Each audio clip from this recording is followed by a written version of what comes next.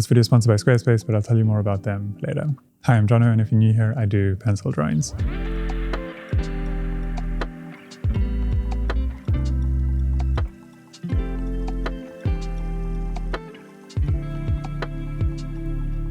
I just got back from a friend of mine's workshop. He works with metals, and every time I visit his studio, it's just always so inspiring.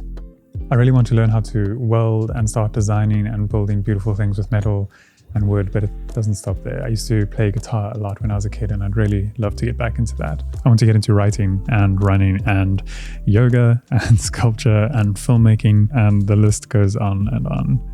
I'm really good at dreaming and imagining what my life might be like if I dedicated the time to these different skills. The problem is I don't have time. I'm already pursuing a hugely time-consuming practice. At the same time, I'm trying to run a small business and a production studio, but I still feel like if I can just get on top of all of this, that I'll find the time to do everything else. A close friend of mine sent me a talk by Oliver Burkeman, and it hit me like a train. He points out that we only have around 4,000 weeks in an average life, and that there simply isn't enough time to do most of the things we want to. Especially living in an age with access to ideas like never before, there's no end to the torrent of ways we should be living our lives. There's endless examples of people who seemingly have it all figured out, and it's really difficult not to compare ourselves to those sometimes imaginary people. It leaves me with a feeling of constantly rushing to catch up, beating myself up for being lazy and just wanting to play some video games or watch TV. Trying to spend my 4,000 hours in the best possible way is a trap, according to Bergman. Coming to terms with our finitude, our mortality, and in the greater scheme of human history, our individual insignificance might actually be the key to being more productive with the things that we actually care about. I have thousands of ideas and dreams for artworks and experiences and hobbies and skills that I want to develop and live out.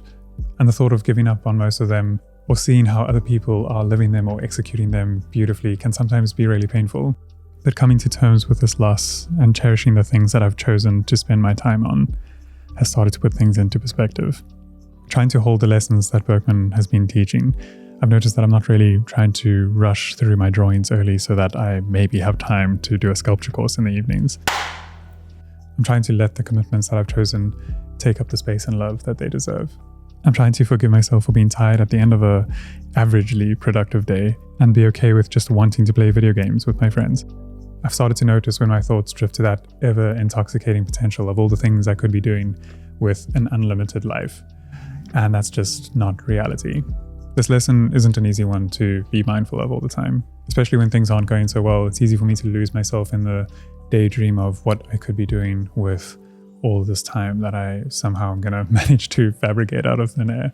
I hope this video might be helpful for those of you who can relate to noticing that you might be spending a lot of time daydreaming on all the things that you want to be doing. We get a bit of a dopamine hit from those ideas, and while that can be a really nice escape for a short amount of time, it's not reality.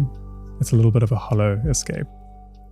So yeah, I hope this reminder can be helpful for you. Before I end this video, just a quick shout out from this video sponsor, Squarespace. I've been working with them for a couple of years now, and they've played a huge role in my career, not only in helping me maintain this channel by sponsoring these videos.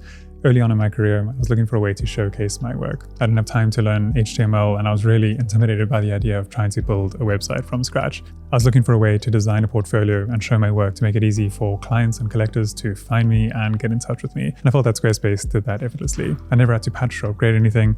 I could register a domain with them and set up an online store. And most importantly, I could design a portfolio and show my work the way that I wanted to. Also, every time I got stuck, their amazing support team helped me out instantly. So if you're looking at building a website, give Squarespace a try. And if you decide that you love them, use a offer code and get 10% off your first purchase. Cool. I hope you guys found this video helpful. It's a really important reminder for me to try and just come back to and center myself in. If you enjoyed this video, leave a like. It helps in a huge way. Let me know in the comments if you've found ways to also just stay present and enjoy the things that you decided to spend your time on. Thanks for the support, and I'll see you guys in the next one.